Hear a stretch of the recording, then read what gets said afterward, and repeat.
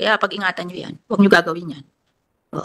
Baka akala nyo biro-biro yan. February 1, 2023 to May 1 to May 2023. So sinasabi mo, FDA hindi ka nag-issue ng permit.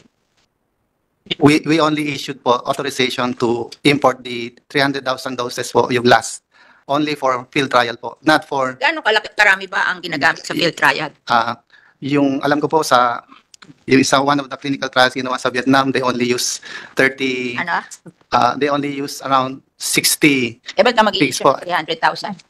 Yes po, ang issuance po kasi ng FDA is we approve it Issuance of permit to for field trial. Lang po. Anong quantity dapat ng field trial? Yung determination po kasi ng field trial will be based on the clinical trial protocol that they will ilan dapat ang i-important for field trial? That will depend po dun sa kanilang clinical trial protocol. Ikaw, FDA, hindi mo alam kung ano i-allow mo? Definitely po, it will not be around 300,000. Ilan? You have an idea? You have been doing the job for so long. Yes, you have an idea? Based po on the clinical trial done in Vietnam, 60 lang naman po ang kailangan. Ba't ka nag-issue ng 300,000? That was po the request that came from Bureau of Animal Industry po. Ba't kayo nag-request ng 300,000 kung 60,000 lang ang kailangan? The BIA po requested. Thank you po. Dr. Williamson, kasi nagdi-deny na yung assistant mo kaya ikaw na sumagot. Sabi, turo mo daw yan Nagtuturuan na kayo Pero siya press release ng press release. Madam Senator, noong pong time na yon, merong available na vaccine si Vietnam, pero marami pong countries ang nag-aagawan for the supply. Ay, hindi nag-aagawan. Ayaw nga tanggapin na ibang country. Kayo lang ang may gusto ang Thailand, nag-reject na Tapos ang sabi sa press release, it's not 300,000, may dadating pa. 300,000 lang in-issue mo. Ba't sinasabi sa press release, may dadating pang mas malaki? Ano yun? Ano tawag doon? I-smuggle? If it is not authorized by FDA po, it will be considered smuggle po, siyempre. Kasi sa press release, 600,000. Dapat 60,000 lang. Alam nyo, magpapasa kami ng batas, yung anti-agricultural economic sabotage law. Ang ano dyan is, life sentence. Kasama ang gobyerno. Pagkasali kayo dyan, pati kayo life sentence and non-bailable. Habang tinatry ang case nyo, ikukulong kayo.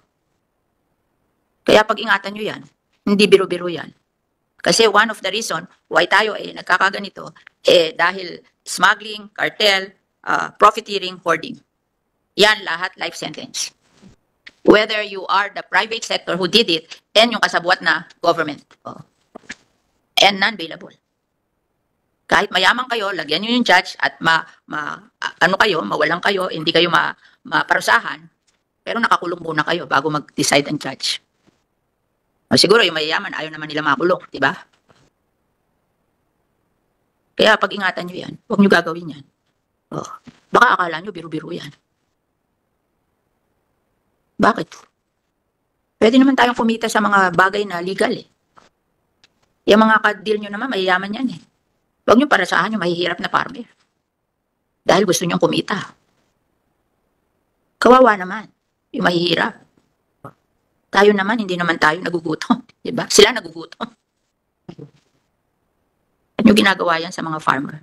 Tatakot sila kasi baka mamaya meron ditong statement na pinapipirman nyo ng pinapipirman nila ng waiver sa clinical trial. Why is there a document entitled Waiver and Confirmation of Participation AVAC ASF Live Attenuated Vaccine being distributed by the supplier as a condition of using the product? Was this used for trial only or sale? If this is for trial, why is BAIN not on top of it or FDA but a private entity? What is it for the private entity if the scheme is just for field trials? Are the trials for free to participating farms? Why are they doing it themselves and no independent third party? So hindi trial. Pinagbibili and then pinasasign nila ng waiver. Why are you allowing that? Sabi mo, sino ka mag-anak mo? Ibigay mo sa akin. GSA. Bigay mo sa akin. Why are you doing that? Dr. Limson? Why are you asking them to sign a waiver? Clinical trial yan Di ba? Pag clinical trial ba, pinasasign ng waiver? It's possible din po. If there are conditions that warrant the farmer to sign a waiver. For example po, if the guidelines for the vaccination is not... Why do you have to ask them to sign a waiver? At saka hindi ba pa clinical trial kayo magkukonduct? O ba't hindi nyo alam? Yung private na nagkukonduct. At po ng Newsflash video ay makikita sa aking Newsflash playlist.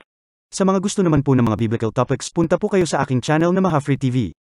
Para sa mga gustong mag-order ng Fermax Firmang and Lifting Cream and Immune System Booster, contact Mr. Dante Maravillas on Facebook. Cell phone number 0908-6553757.